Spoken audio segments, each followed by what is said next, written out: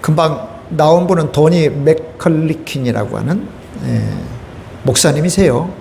59년생이니까 66세지요. 66세. 찬양 사역자이기도 하고, 그 다음에 CCM 가수, 그 다음에 워십 리더, 그 다음에 작곡도 하세요. 작곡도 하시는데, 되게 좀 영상이 은혜로운데, 주님의 자비는 위대하다.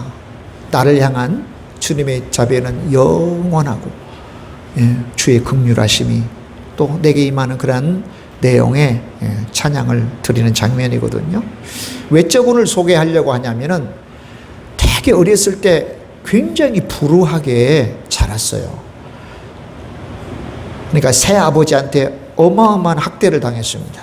어렸을 때. 그리고 친척들에게 성적 학대도 당했어요.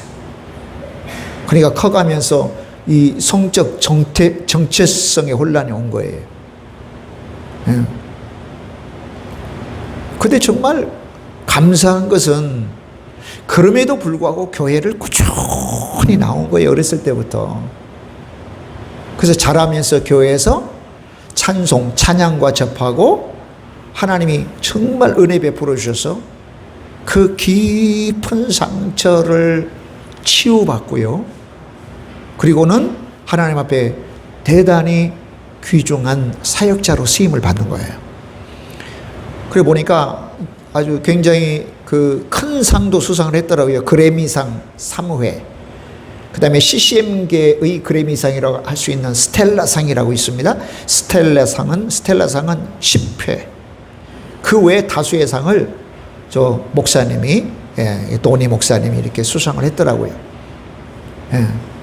저분은 단순한 인간 승리의 상징이 아니라 자기가 받은 상처를 어떻게 하나님의 사랑으로 치유받았는가 하는 거, 거기서 머무르지 않고 더 나아가 상처받은 다른 사람들을 어떻게 인도하고 치유하고 상담하고 이끄느냐는 그런 굉장히 좋은 본을 보여주시는 목사님이에요.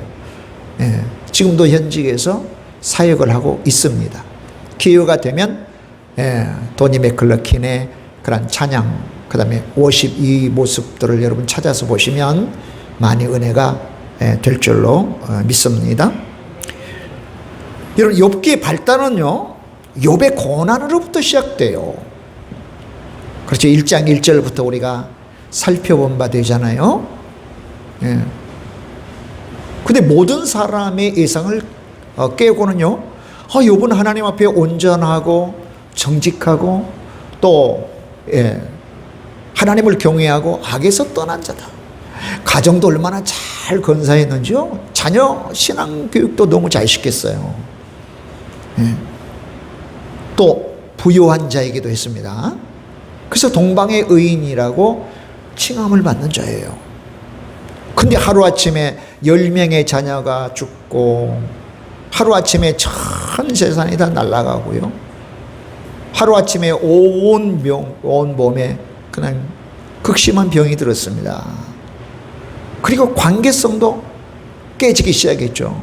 아내가 당신 그렇게 만든 하나님을 저주하고 죽어버리라. 총체적 고난이라고 볼 수 있어요. 오늘 저와 여러분도 늘 살면서 고난 중에 있습니다. 본서 욥기서 5장에서요, 인간은 마치 불이 불티를 이렇게 내는 것처럼 우리는 고난을 위해서 태어났다고 했습니다. 고난, 고통이 없는 사람은 단 한 사람도 없는 거예요. 그러면 그 고난에 대해서 어떻게 이해하느냐, 어떻게 대하느냐는 것은 너무 중요한 문제죠. 그래서 오늘 이제 제목이 본문 가운데 일평생에 악한 자는 고통을 당한다고 하는 제목을 붙였지만, 오늘 저와 여러분이 생각해 보는 것은 욥기에 나오는 고난을 어떻게 이해하느냐 하는 문제를 좀 생각해 보려고 그래요. 고난에 대한 전반적 이해. 따라서 봅시다. 고난에 대한 전반적 이해. 그래요. 고난이 올 때 욥도 그랬죠. 하나님, 왜 이런 고난이, 극심한 고난이 내게 옵니까? 라고 하는 의문을 계속 던지고 하나님 앞에 나아갔고요. 또 욥의 친구들과의 그런 대화를 통해서 공박을 받으면서도 계속 그 질문을 붙잡았습니다. 오늘날 저와 여러분에게도 고난이 오면 하나님 왜 내게 이런 고난이 올까요? 라고 하는 질문, 의문을 던집니다. 그럼 그 고난에 대해서 사람들이 어떻게 말하고, 또 정말 중요한 것은 하나님이시죠. 하나님은 어떻게 말씀하실까 싶습니다. 먼저 오늘 본문을 살펴보면요. 자, 본문을 살펴보면 자, 한번 눌러주세요. 본문을 살펴보면, 자, 17절에 엘리바스라고 하는 친구, 그 다음에 빌닷, 소발이라고 하는 세 명의 친구가 총 3번에 걸쳐서 욥과 질문하고 답변하는 그런 변론, 대화를 하는데, 첫 번째는 다 끝나고 두 번째 대화가 시작됩니다. 그래서 이 본 15장은 엘리바스가 하는 말이에요. 욥에게 하는 말. 욥이 나는 죄가 없다, 이렇게 고난을 받을 만한 죄는 나는 짓지 않았다, 그러면서 친구들을 무정하다고 하고, 그 다음에 너희들의 말은 신뢰를 할 수가 없다고 말을 하니, 그 말에 대하여 엘리바스가 욥을 공박하는 그런 장면이에요. 자, 17절에 내가 본대로 말할 테니까 너 제발 귀를 기울여 내 말 좀 들어보라 그래요. 이건 엘리바스가 욥에게 지금 하는 말입니다. 자, 18절로 19절은 내가 말하는 것은 순수하게 조상들이 전해준 지혜다. 엘리바스가 하는 말의 핵심은 뭐예요? 너가 고난받은 것은 너 죄 때문이야, 그거거든요. 너가 고난받은 것은 너 죄 때문이야. 요건 조상들이 일찍부터 일러준 말이야. 요것은 다른 말이 섞이질 않았어. 놀랍게도 욥의 친구들이 하는 말은요, 2000년이 지난 예수님의 제자들도 그런 생각을 가지고 있었어요. 오늘 우리도 그런 생각 가질 수 있거든요. 내가, 우리 본인이, 그리고 또는 우리 주위에 누군가가 극심한 고난을 받으면 무슨 죄를 져서 저럴지, 흔히 그런 말 하잖아요. 전생에 내가 무슨 죄를 졌길래.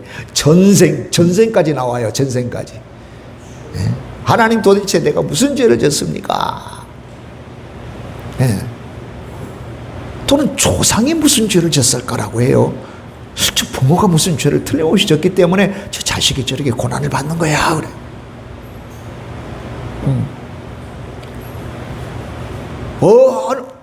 얼마 전, 뭐 가까이는 아니죠, 제법 한 20년 전 됐나요?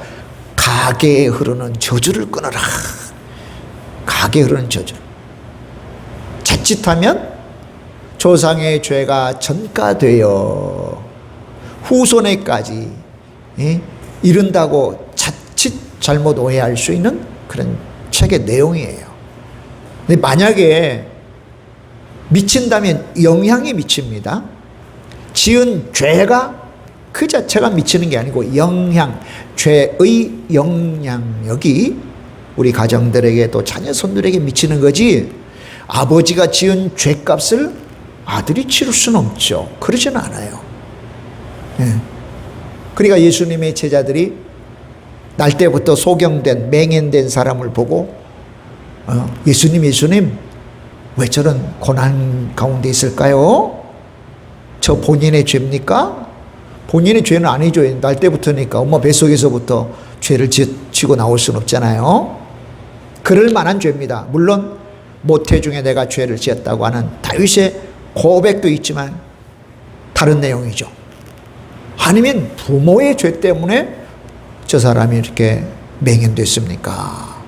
그 제자들이 생각했단 말이죠. 오늘날도 크게 다르지 않아요. 금방 제가 말씀드린 대로 우리 자신도 또는 이웃이 고난을 당하면 내가 무슨 죄를 지었지? 우리 아버지가 이 죄 때문에 그런가? 그런 생각을 하게 된다는 거죠. 자, 이 지금 엘리바스나 친구들도 조상들이 내려준 지혜야. 이것은 순수해. 인과응보라고 하는 것은 조상들이 내려준 지혜 말이야라고 합니다. 자, 20절. 악인은 평생 고통을 겪는다. 고통을 겪지 않은 악인도 있잖아요. 그걸 어떻게 설명할 거예요, 그죠? 예. 또, 예. 고통을 겪는 의인도 있어요. 그러니까 일부는 맞고 일부는 틀린 거죠. 자, 그리고 21절로 22절입니다. 두려움과 멸망과 어둠에서 악한 자는 벗어나지 못한다. 악한 자는. 그러니까 지금 저 말 속에 누가 포함돼요? 욥이 포함된 거예요, 지금 욥이. 사실은 욥의 경우에는 저 말씀이 적용이 안 되죠, 그죠? 안 되잖아요. 그래서 욥기를 시작하면서 하나님께서는 아예 야, 욥을 봐라. 그가 온전한 자였다. 정직한 자였다. 하나님을 경외한 자였다. 악에서 떠난 자였다. 내가 욥을 인정해라고 아예 못을 박으면서 시작한 거예요. 욥에게 당한 고난은 그의 죄 때문에 당한 고난이 아님을 강하게 말씀을 하는 거예요. 그러면 다르게 생각을 해야 돼요. 우리가 도대체 이 고난은 왜 그럴까라고 하는 거예요. 왜 그럴까? 자, 그러면 고난에 대한 여러 견해가 있습니다. 첫 번째는 뭐냐면 사단이 보는 견해야. 사탄. 마귀예요, 마귀. 1장에 하나님의 하늘 어전회의가 있을 때 마귀도 참석했습니다. 그러면서 하나님 앞에 마귀가 욥을 참소하는 거예요. 고소하는, 고발하는 거예요. 하나님, 저 욥 보시죠? 보고 있어. 제가 왜 하나님을 그렇게 잘 믿는 줄 아셔요? 왜 그런데? 그가 돈도 많고요. 자식들도 잘 되고요. 그가 건강하고 그러니까요. 하나님을 잘 믿죠. 너는 그렇게 생각하냐? 네. 만약에 그런 환경, 그런 조건이 너무 열악하면 하나님을 떠날 건데요. 그럼 한번 시험해 보자. 그렇게 지금 시작된 게 욥기예요. 이게 사단의 견해는 뭐냐면 복을 거두거나 거두시면 하나님을 떠날 거라고 하는 거예요. 고난이 오면 하나님을 떠날 거라고 해요. 이건 욥의 경우에 맞아요, 틀려요? 틀려요. 왜냐하면 안 떠났어요. 근데 욥의 경우는 아니라 할지라도 저 말씀에 적용되는 사람이 있을까요, 없을까요? 있어요. 적지 않아요. 적지 않아요. 교회 잘 다니다가 예수님 잘 믿다가 막 극심한 고난이 오면 이거 내가 교회 나와서 그런가 봐. 내가 예수님 믿어서 그런가 봐. 예수님 믿으니까 막 이 일도 안 되고 저 일도 안 돼. 예수님 믿는 거 포기해야지. 이런 사람이 있다니까요. 그래서 요한계시록 21장 8절에 보면 둘째 사망인 지옥 형벌, 지옥 멸망을 불과 여왕의 타는 못에 던져지리라 하는 대상자들이 언급되는데 그 첫 번째 언급자가 두려워하는 자들이 언급되는 겁니다. 그 두려워하는 자들은 뭐냐면 처음에는 교회 다니고 하나님 믿고 예수님 믿었어요. 근데 극심한 핍박과 고난이 오니까 아이고 나 예수님 안 믿을래요. 나 교회 안 다닐래요. 그런 사람들이 지옥 형벌에 던져지는 첫 번째 언급자예요. 네. 그러니까 우리 가운데 막 잘 되면 교회 나오고 열심히 신앙생활 하는 듯 하다가 너무나 힘들면 교회를 떠나는 사람들이 있다. 오늘 저와 여러분 가운데서는 그런 대상자들이 되면 안 된다고 말씀을 드리는 거예요. 두 번째 견해는 죄에 대한 심판으로 고난이 온다라고 생각합니다. 고대 사람들, 즉 욥의 세 친구들이 가지고 있는 견해들이었어요. 예. 이 생각은 부분적으로 맞고 부분적으로 틀리죠. 다 그런 건 아니죠. 예. 오늘 설교의 제목도 악인은 끝까지 고통을 당한다? 아닐 수 있어요. 악한 자들이 더 잘 살고요, 더 건강하고 더 잘 될 수 있습니다. 그러나 끄트머리는 어떻게 돼요? 하나님 앞에 설 때는 얄짤이 없죠. 반드시 그 행한 대로 심판을 받아요. 영원한 지옥 형벌을 받습니다. 그러니까 우리가 사는 동안에, 내 눈에 보이는 동안에 보여지는 게 다가 아니다. 그 다음에 세 번째는 엘리후라고 하는 이제 네 번째 욥의 친구예요. 좀 다소 젊은 친구인데 32장부터 등장이 됩니다. 엘리후라고 하는 친구가 말하는 고난에 대한 견해는 좀 진일보했어요. 한 걸음 더 나갔어요. 진전이 됐어요. 뭐냐, 욥이 받는 고난은 하나님이 주시는 시련이라고, 하나님이 주시는 거라고, 주시는 시련이라고 이렇게 봤고요. 또 하나님이 하나님의 사람으로 잘 다듬기 위한 훈련, 교육 훈련이라고 봤어요. 그러니까 다른 세 친구들보다는 한 걸음 진일보했죠. 하지만 욥이 왜 고난받는가에 대한 정확한 답변은 주지 못합니다. 그러니까 엘리후와 같은 생각을 가진 사람들도 있어요. 고난을 볼 때. 그러면 자, 하나님은 어떻게 보시느냐는 거예요. 자, 40장 2절에 하나님은 왜 욥이 고난을 받는가라고 직접 답변하지 않으세요? 그러면서 40장 2절에 누가 전능자와 다투겠느냐라고 말씀하세요.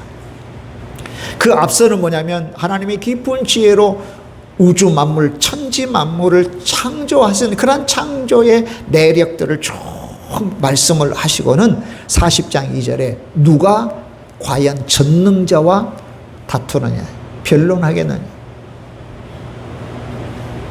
전능자와. 만물의 창조자이시죠. 깊은 지혜로 절대 주권을 섭리하시는 하나님이 하시는 일에 이유가 있냐는 거죠.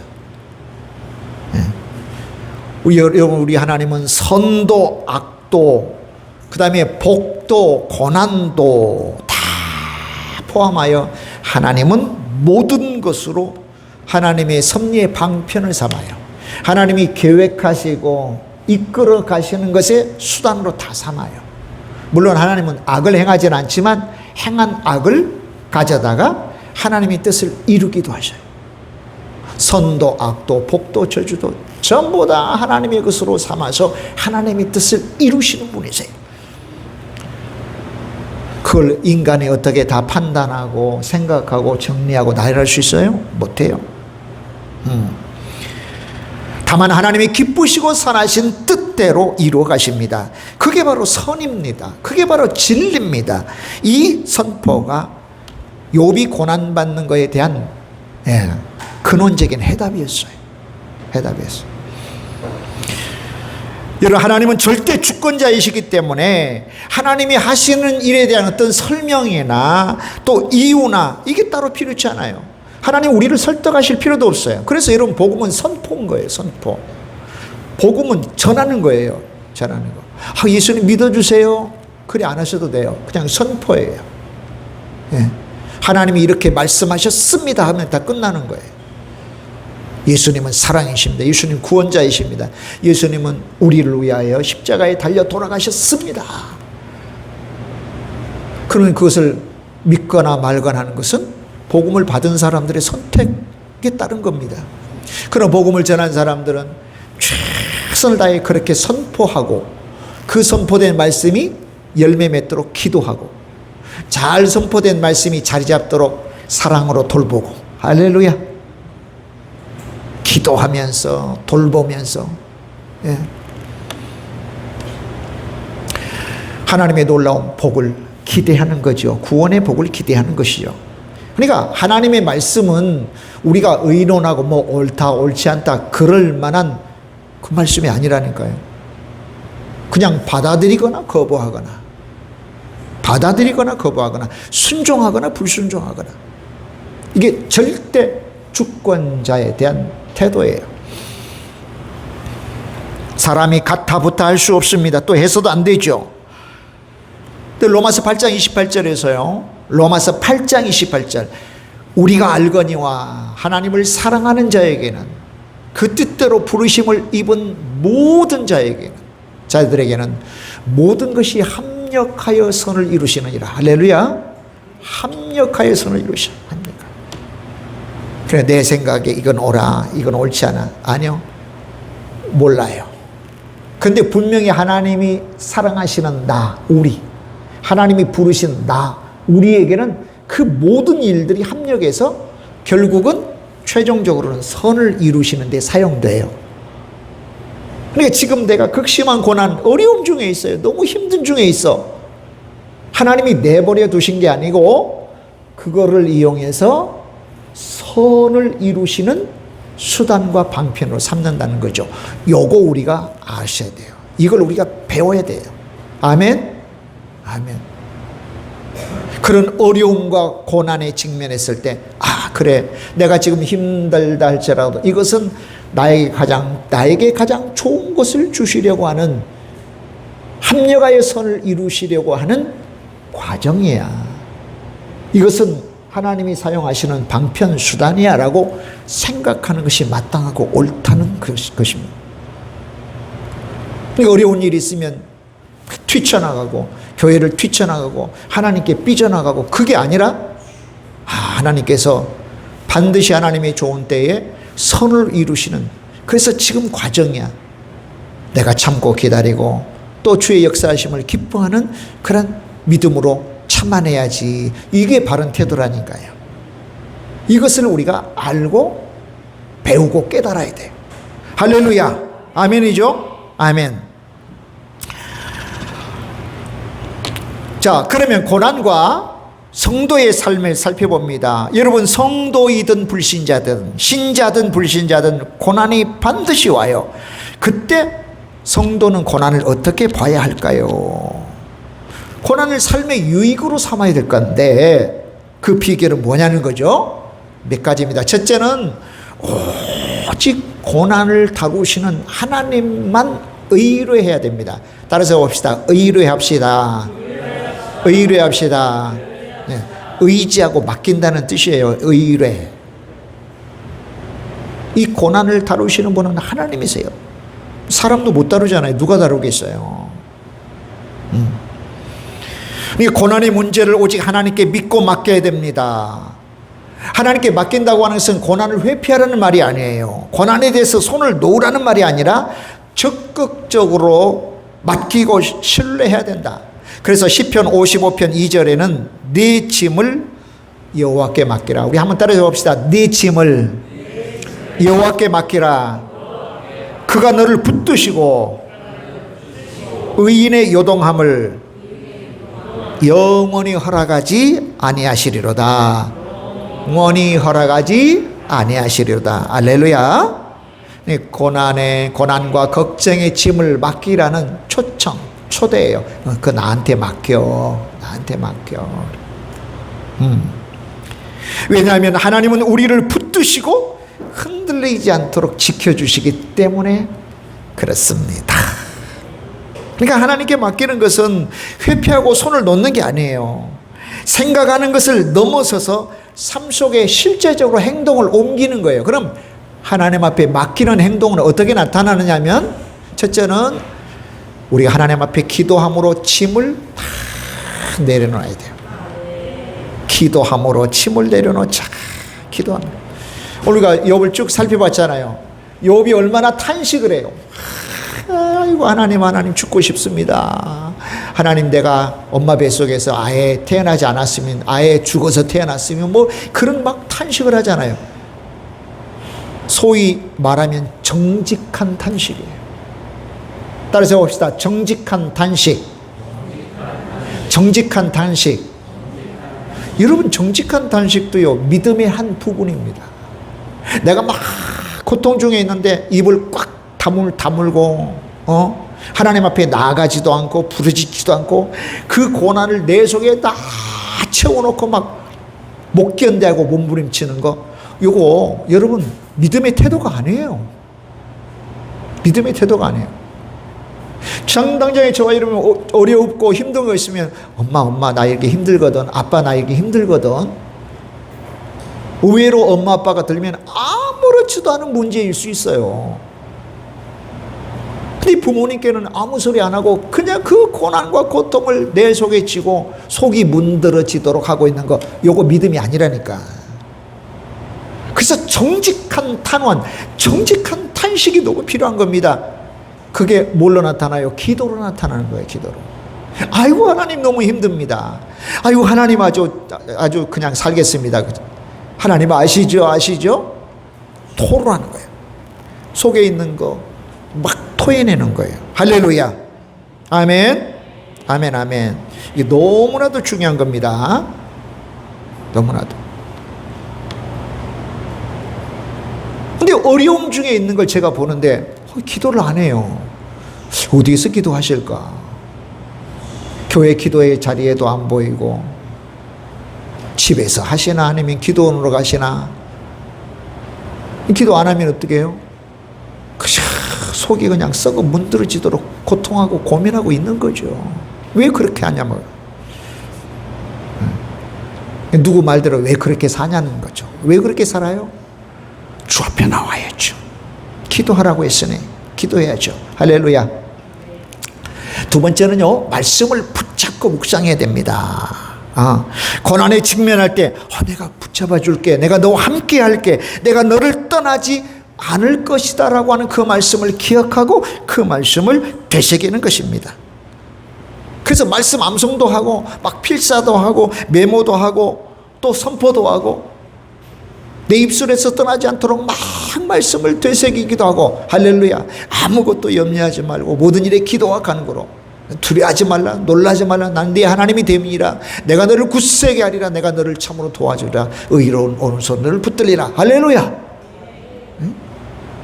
한두 번 해가지고 그런 무거운 고통과 고난이 가벼워지겠어요? 아니죠. 수십 번 해야죠. 수백 번 해야죠. 언제까지? 하나님이 나와 함께 하셔. 나 이거 고난의 문제 하나님의 능력으로 나는 해결할 수 있어. 그럴 때까지 해야죠. 여러분, 기도를 어떻게 해야 돼요? 응답받을 때까지 해야 됩니다. 아멘. 찬송은 하나님 앞에 올라갈 때까지 해야 돼요. 그게 몇 번이든 수십 번 하면 수백 번 해야죠. 말씀도 마찬가지입니다.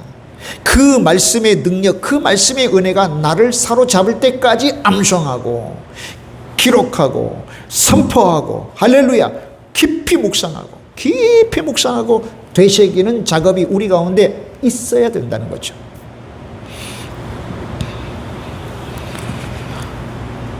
아예 하나님은 우리로 그렇게 살도록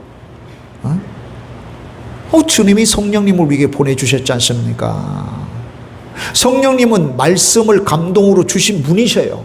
그래서 성경을 기록하게 하신 분에게 성령 하나님께서 감동 주셔서 기록하게 하고, 우리 가운데 임하셔서 하나님의 말씀을 보거나 전하거나 들을 때 그 말씀이 잘 이해되도록 이해하게 하신 분이 성령님이세요. 그래서 오직 말씀을 성령의 뭐라고 그랬죠? 검이라고 그랬잖아요. 성령의 검.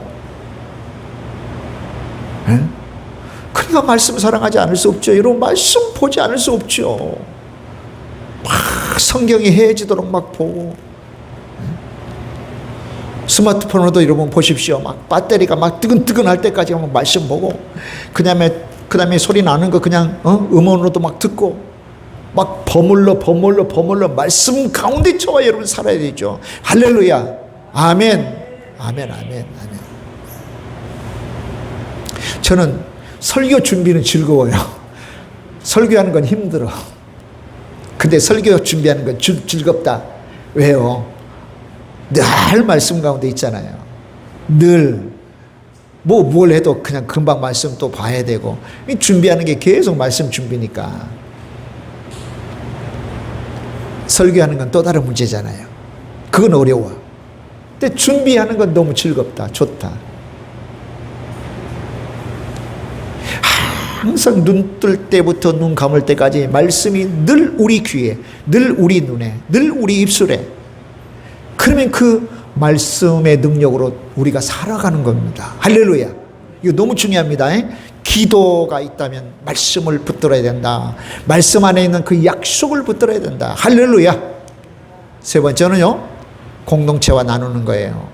공동체는 우리 교회 같은 우리 가정 공동체 있죠? 가정 같은 교회 공동체 있어요. 여러분, 가정에서도 이 고난을 나눠야 돼요. 부모 여러분 힘든 거 있으면 자녀들과도 나누세요.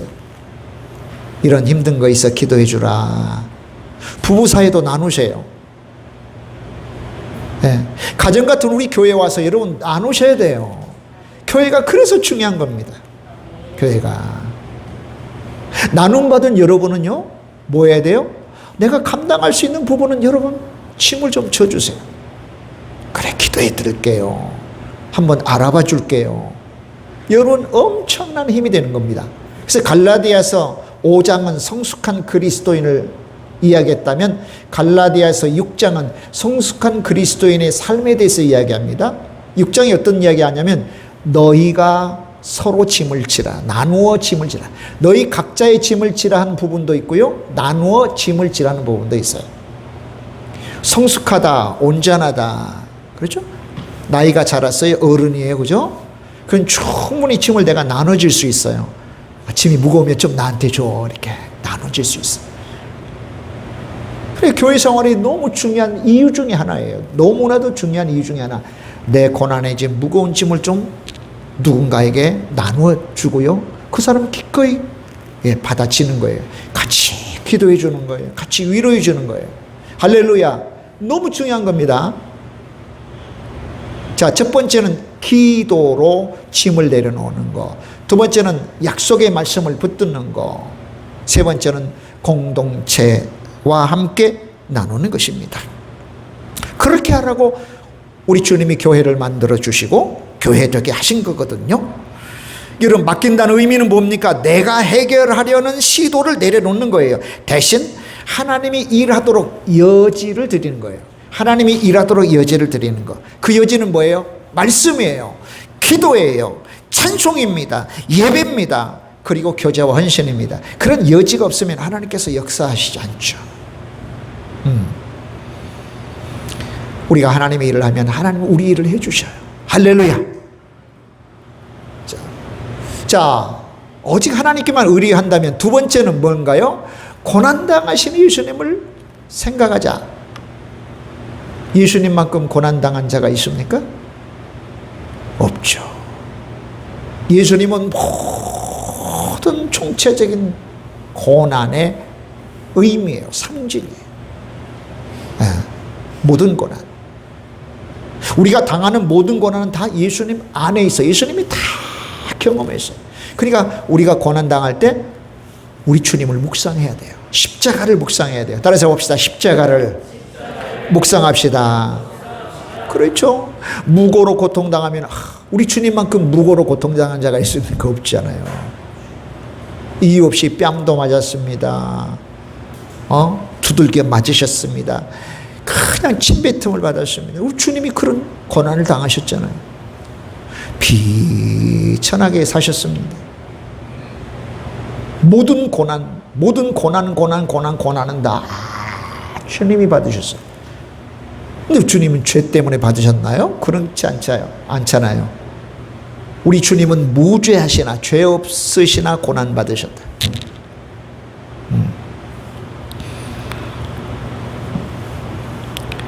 자, 사도 바울도요, 골로새서 1장 24절에서 내가 교회를 위하여, 주의 몸된 교회를 위하여 주님의 고난을 내 몸에 채운다 그랬어요.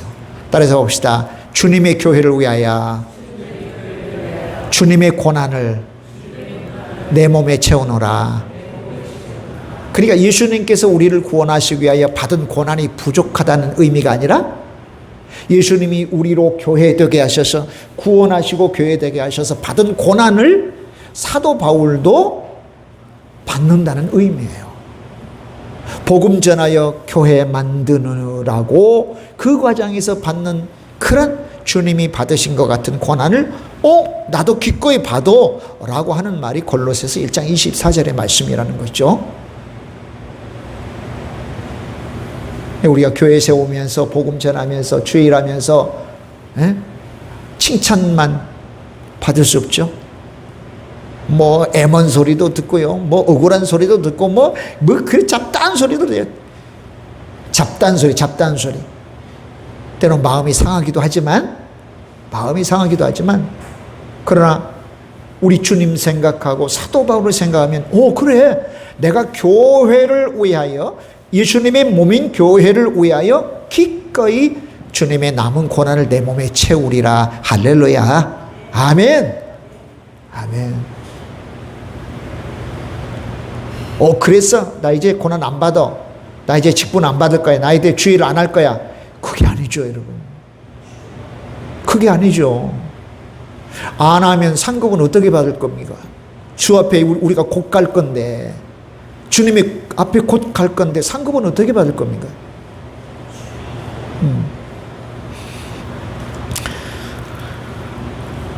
정말 우리가 죄를 하면서 받는 고통과 고난은 다반사로 있는 거예요. 다반사. 자, 이제 마지막, 그런 고난에 대한 자세는 어떨까? 첫 번째는요, 고난 받을 때 나에게 분명한 죄가 있다고 생각이 돼요. 첫 번째 딱 떠오르는 죄가 있어요. 딱 떠오르는 죄. 그게 게으름이든 나태함이든 뭐 주의를 어긴 거든지, 뭐 하나님 앞에 드려야 될 거 안 드린다고 한다든지, 하나님의 자녀로서 뭐 품위가 손상된다든지, 하나님의 영광을 가리는 일이라든지, 그 있잖아요. 뚜렷하고 구체적인 거. 어떻게 해야 돼요? 돌이켜야죠. 그거 해결해야죠. 그리고 어떤 고난과 고통이 올 때 뚜렷하게 생각되는 거. 왜요? 왜 그 생각을 누가 주셨을까요? 성령 하나님이 주신 거예요. 그러면 방법은 간단해요. 그죠? 회개하고 뉘치는 겁니다. 다시 그 길에서 턴하는 거예요. 턴하는 거. 회개해야 돼요. 그러면 그 고난은 딱 멈춰요. 해결돼요. 계속 끌려가지 않습니다. 끌려가지 않습니다. 이게 첫 번째 우리가 고난에 대해서 취할 자세고요. 두 번째는 사단의 시험이에요. 뭐냐 하면, 만약 사단이 지금 이 고난과 고통을 통해서 나를 공격하고 있다라고 생각이 되면, 판단이 되면, 그럼 어떻게 이 고난에 대한 태도를 가져야 되냐? 네.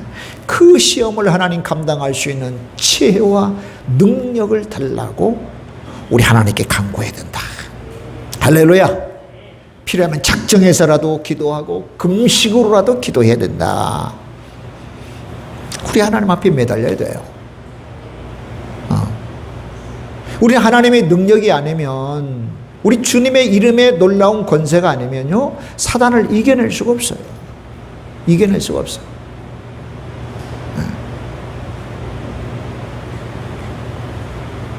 누가 그러더라고요? 확인된 바는 없는데 아담의 IQ가 6,000이래요. 아담의 IQ가 6,000. 그러니까 뭘 보고 호랑이네. 사전에 이름 지어줬잖아요. 사단은 아담의 IQ만큼 되는지 안 되는지 모르겠지만 아주 그의 뛰어난 지혜, 그 머리. 그러니까 뱀처럼 지혜롭라고 그랬잖아요. 우리가 하나님의 지혜와 능력이 아니면 사단과 어떻게 해볼 수가 없으니, 하나님 이 사단이 지금 시험하고 있습니다. 유혹하고 있습니다. 마귀욕입니다. 주님 이겨낼 수 있는 지혜와 능력 주세요라고 매달리자. 따라서 봅시다. 매달립시다. 매달립시다. 세 번째는요, 만약 하나님께서 나를 특별한 목적을 위하여 준비시키고 있다는 생각이 들 수 있어요. 그죠? 하나님이 나를 쓰시려고 지금 훈련시키시는 거구나. 그러면 그 훈련 도중에 멈추면 돼요? 안 돼요? 안 돼요. 훈련은 끝까지 감당해내야 돼요. 끝까지 감당해내야 돼요. 그래야 하나님께서 다 준비된 나를 쓰시죠. 네, 하나님 끝까지 감당할 수 있도록 참고 견딜 수 있는 지혜와 능력을 허락해 주세요. 견디는 수밖에 없거든요. 근데 억지로는 아니에요. 하나님이 주신 지혜로 견디면 견딜만 해요. 왜요? 힘들긴 하지만 기쁨도 주시고 감사도 주시고 또 즐거움도 주시기 때문에 그렇습니다. 우리 예비 권사님도 지금 훈련받고 있어요. 힘들다고 포기하면 안 돼요. 끝까지 견뎌내야 돼요. 자, 일반적 고난입니다. 뭐냐? 나의 고난이 그저 일반적이고 자연적인 재해의 결과로 생각된다면, 여러분, 이 땅에서는 악한 자, 의로운 자 할 것 없이, 불신자, 신자 할 것 없이 자연재해로 교회도 무너지고 교회도 불타고 그랬잖아요. 그 속에 내가 있다라고 생각하는 거예요. 아, 나뿐만 아니라 악한 자도, 교회 다니는 사람도 그렇게 고난과 고통이 임하는구나. 그러나 보세요. 그러나 이 지점 중요합니다. 그러나 우리 하나님 품에서는, 천국에서는 전혀 고난이 있질 않아. 할렐루야. 아멘. 다시 죽음이나 애통하는 것이나 곡하는 것이나 슬픔이나 병든 것이 있질 않아. 요한계시록 21장 4절, 이 말씀을 기억하는 거예요. 그래, 악한 자든 선한 자든 일반적인 죄를 당하여 고난당해. 나도 그렇구나. 그러나 이것이 영원히 고난당하지는 않아. 이런 자세가 우리 가운데 필요하죠. 자, 마지막으로는요, 욥처럼 나의 고난도 어떤 알지 못할 이유 때문이라고 생각될 수 있습니다. 도대체 이유를 알 수가 없어요. 딱히 어떤 죄도 생각이 안 나고, 또 이러이런 앞서 말한 그런 내용에 관하여 이게 적용시켜보려고도 도무지 알 수 없어요. 고난과 고통 때문에 힘든 것도 있죠. 또 원망도 막 생기고, 불평도 생기고, 불만도 생기고, 한마디로 말하면 늪이에요. 늪. 원망의 늪, 고난의 늪. 거기에 계속 빠지면 돼요? 안 돼요? 안 돼요. 욥처럼 이유를 알 수 없는 고난이 내게 닥칠 때에 원망이나 고민의 늪 속에 빠지지 말자. 감정의 홍수에 빠지지 말자. 오직 하나님을 신뢰하는 가운데에 우리 하나님께서 반드시 도와주실 것을 기대하면서, 소망하면서 나아가야 돼요. 아멘. 아멘. 얼마든지 그렇게 나아갈 수 있도록 장치들을 다 주셨어. 어떤 장치입니까? 우리에게 성경 주셨잖아요. 기도할 수 있게 했잖아요. 교회 주셨잖아요. 또 기도하는 사람들 주셨잖아요. 얼마든지 주신 거예요. 그거 다 활용해야 돼요. 아멘. 그래서 하나님의 뜻이 이런 거였구나. 그래서 이 23장에 보면 뭐죠? 내가 정금같이 나오리라. 욥이 그런 고백을 했습니다. 이 고난의 끝에는 내가 단련되어서 정금같이 나오리라. 정금같이 나오는 그것을 기대하면서 견뎌내야 돼요. 이런 늪 속에 빠지면 안 됩니다. 원망의 늪 속에 빠지면 안 됩니다. 걱정의 늪 속에 빠지면 안 됩니다. 두려움의 늪 속에 빠지면 안 됩니다. 아픔의 늪 속에 빠지면 안 돼요. 벗어나야 돼요. 그리고 하나님을 향하여 달려가야 됩니다. 할렐루야. 아멘, 아멘. 그래요. 오늘 악인은 일평생 고통을 받는다고 하는 설교의 제목은 그렇게 드렸으나, 오늘 욥기서가 전체적으로 보는 고난에 대한 그런 전반적인 모습들을 살펴보았습니다. 말씀 마무리하겠습니다. 시편 119편 71절 말씀으로 오늘 이 말씀을 마무리하겠습니다. 우리 다 같이 한번 읽어볼까요? 고난당한 것이 내게 유익이라. 이로 말미암아 내가 주의 율례들을 배우게 되었나이다. 할렐루야. 아멘. 고난은 원치 않는 손님처럼, 원치 않는 친구처럼 우리 가운데 오지만, 그러나 그 고난이 하나님의 크신 은혜, 크신 복이 고난의 옷을 입고 온다는 것을 꼭 알도록 하십시다. 고난보다 더 크신 분은 우리를 구원하시기 위하여 생명까지도 내어주신 바로 예수 그리스도, 품속에 계신 예수님을 내어주신 하나님 아버지이심을 반드시 기억해야 됩니다. 고난 가운데도 우리 하나님을 즐기하고 기뻐하는 그런 복된 삶이 되시기를 바랍니다.